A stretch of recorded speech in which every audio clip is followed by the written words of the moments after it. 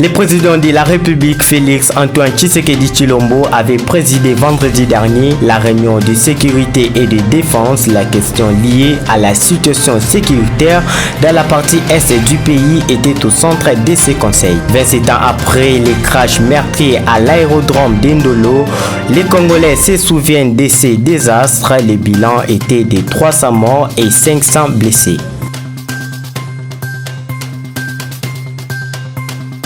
Mesdames et messieurs, bonsoir. Le président de la République, Félix Antoine Tshisekedi Tshilombo, avait présidé 2 réunions de sécurité et de défense vendredi dernier. Il était question d'une évaluation sur les rapports de la MONUSCO et de la force régionale de la communauté des États de l'Afrique de l'Est dans la situation en République démocratique du Congo qui était au centre du menu de ces conseils.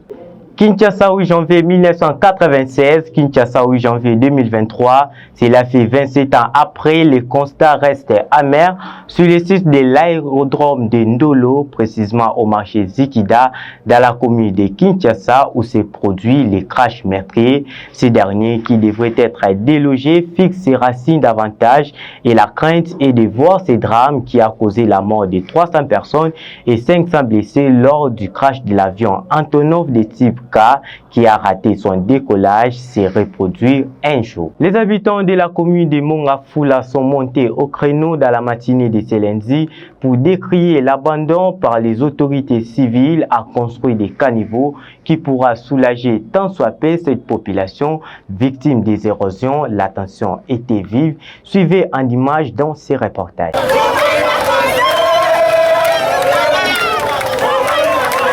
La fumée noire a trouvé le bout du tunnel cet avant-midi dans la commune de Mongafula. Les habitants de cette commune sont montés au créneau pour réveiller la conscience des autorités urbaines à dénicher des solutions idoines sur la situation de l'érosion qui leur inquiète au quotidien.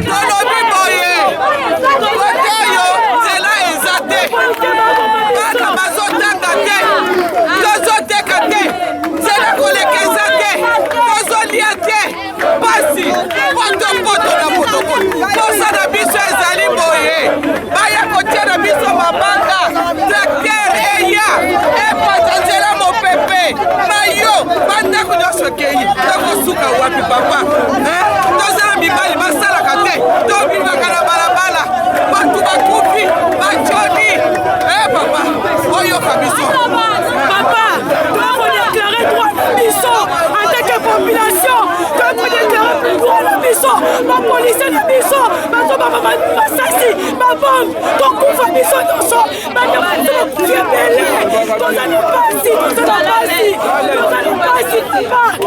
pasi zeleza kobukana mayezate pour elinge kende zeleza katikati to kumoto makolo to zakata capital leta yoka biso mawa leta yoka mawa papa Fati oza wapi papa kozana ngoya ngoya letanda bana kosala nzela na ye basali yango mabe na mabe basali wana nzela ekatani ntango nzela ekatani mai nyonso eza kuta mvraki kolela na kanal ebandi kolanda esika nzela ekatanaki quartier mobimba ebebi nzela kokela matadi mayo nyonso ebebi sima biso tokosala ndenge nini toza ba population congolaise te biso tozali bato ya Fati te.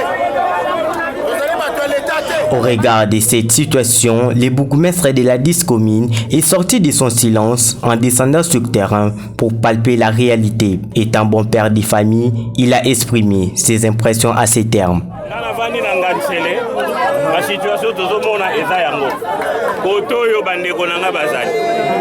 ngano natangisi bazali na moni pe mususu azali awa o nga natangisi yeyo donc baza ebele awa donc situation toyebi yango tokosala boye papa mokonzi ayebisaki ngai ke koma omona yango na ye namona mais nalobaki déjà que tokokende na délégation moko o baza na memo comme ça makambo nyonso eza na papier soki tozoloba na monoko ezali difficile ya comprendre mais badetail nyonso ezala comme ça na bango na ngai tokotambola tokokota babiro moko mpona likambo oyo donc yango ne tokosala. Rappelons qu'une vive tension avait arrosé la matinée de ce lundi à cette partie de la capitale. Les torchons avaient vivement brûlé entre les civils et les agents de l'ordre.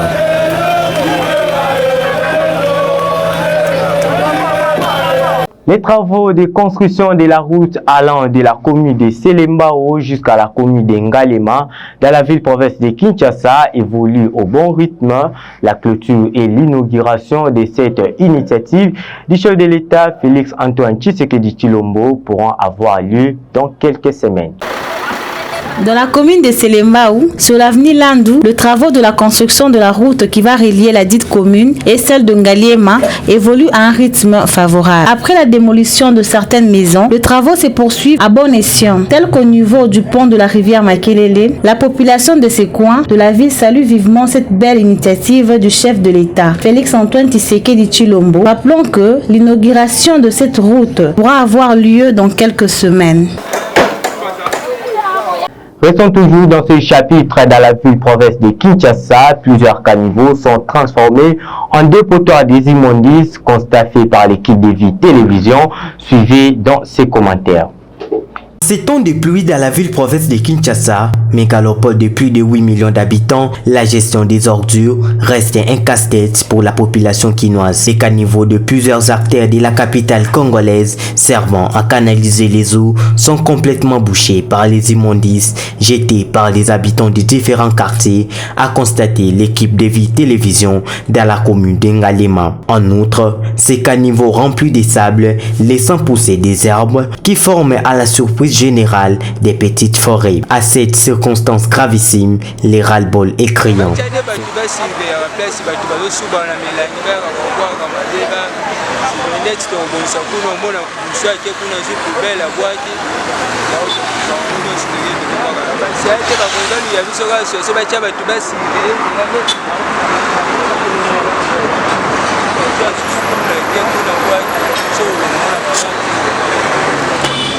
Ce qui s'allie, premièrement, la charité de nos données commence par son nom. Donc, d'abord, nous allons mettre à place avant que nous interpellons l'État dans le pays. Nous avons ici que la visite à Dovan, comment on tient à Gombe Kuna, même autorité, ici quand il y a ça, sauf que nous avons permis de salité fou. Là, vous voulez vous bêter, vous tournez à Bama, vous vous à tout ça, oh non, Fort de cette situation, cet agent de l'environnement analyse ses faits en cette expression. On analyse encore donc on a deux volets. Le premier volet, autre repère sa responsabilité dans le gouvernement provincial, il y a vu la Kinshasa. Deuxième possibilité, au deuxième volet, autre repère sa responsabilité dans la population, il y a vu la Kinshasa. La première possibilité, il y a ville, province de Kinshasa, il y a gouvernement provincial. C'est-à-dire que le gouvernement devrait mettre en place une politique.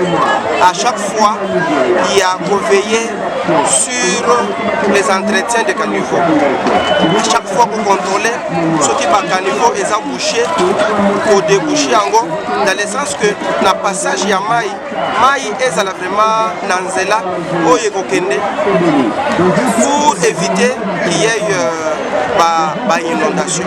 Mais ce n'est pas ce qui est fait ici à Kinshasa. Tout le monde partout à caniveau ils ont embouché, mais le gouvernement provincial ne fait absolument rien. C'est pour ça cela, chaque fois qu'il y a une forte pluie, nous assistons à des morts, nous assistons à une catastrophe.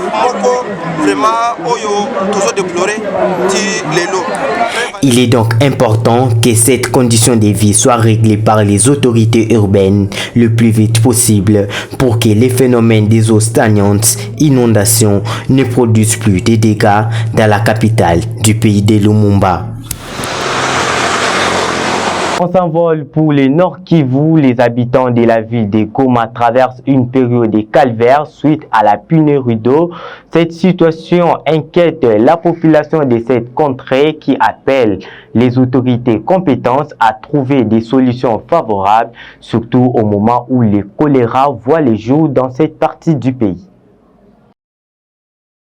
C'est une sombre perspective dans la ville de Goma. La pénurie d'eau potable caractérise à juste titre le quotidien des habitants de cette partie du pays. L'eau, c'est la vie, dit-on. Une réponse à ces cris d'alarme pourra soulager tant soit peu cette population qui traverse une période de calvaire. Au-delà de cette tournure, le choléra vient de voir le jour à la cité de Nirangongo, a déclaré la presse de cette ville le 14 décembre 2022.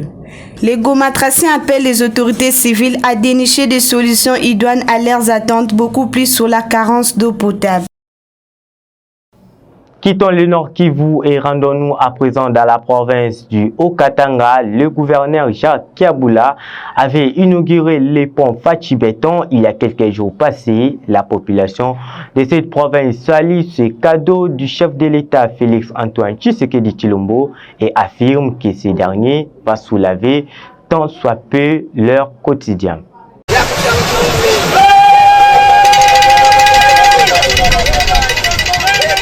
Cette cérémonie marque l'inauguration de ce pont dénommé Fachi-Béton, jeté sous la rivière d'Itengwa dans la commune de Panda, sous la route Kilela-Balanda.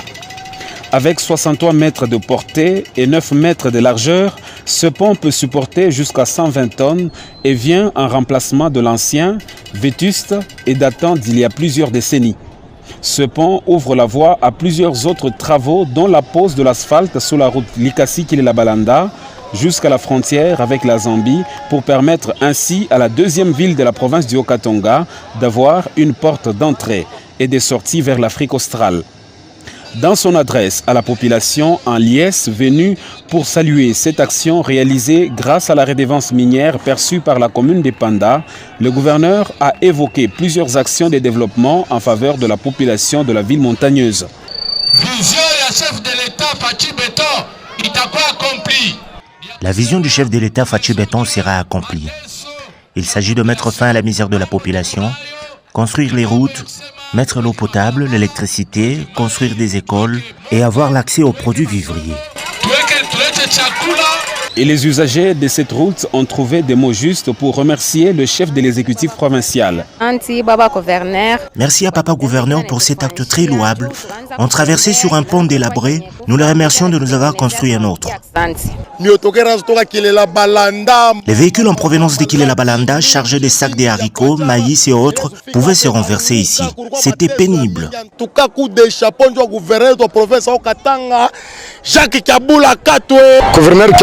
Le gouverneur de province Wandani a fait une très bonne chose. On avait du mal à traverser sur l'ancien pont qui prenait que des petits véhicules. Mais l'actuel prend même des poids lourds.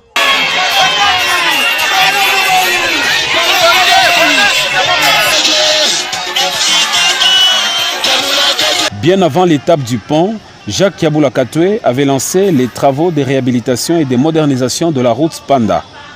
Il faut signaler qu'avant de terminer sa journée, l'autorité provinciale a inspecté quelques chantiers routiers dans la commune de Chituru, où Jacques Kiabula Katwe a également communié avec la population.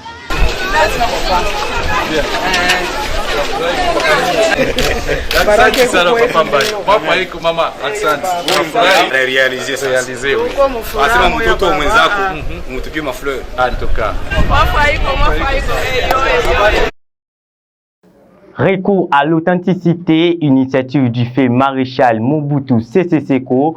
L'objectif étant d'identifier les origines, les us et coutumes du peuple congolais pour sa dignité en tant que peuple et l'unité et sa force en tant que patriote lors du travail manuel collectif dit Salongo et son unification en tant que pays quant à ses eaux, sa monnaie et son chef. L'impact positif du recours à l'authenticité initié par le feu président Mobutu à l'époque du Zaïre. Le recours à l'authenticité, autrement dit la zaïrianisation, fut un fait qui a permis à la détermination de l'identité des origines, des us et coutumes du peuple zaïrois jadis et dorénavant congolais. À cette époque où le président Mobutu fut à la tête du Zaïre, il a été constaté que beaucoup de choses avaient changé, entre autres les noms des citoyens, de fleuves et des monnaies, les 3 Z dit-on. Voir dans le quotidien de la population, il y eut introduction du phénomène Salongo, ce dernier étant un travail manuel et collectif d'intérêt commun où chaque citoyen est tenu de participer afin de rendre salubre l'environnement. Ainsi donc, le pays fut fort et puissant et occupait une place considérable dans les grands concerts des nations. Ce journal touche à sa fin, mais avant de vous quitter, les rappels des titres.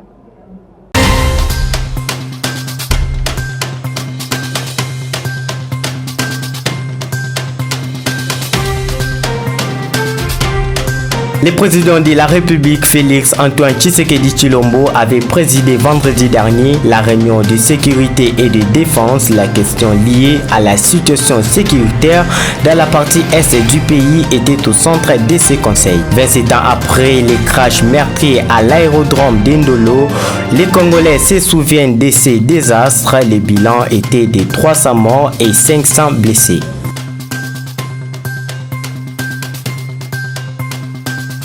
À toutes et à tous, merci de nous avoir suivis et restez fidèles au programme de Vie Télévision, votre partenaire en événementiel.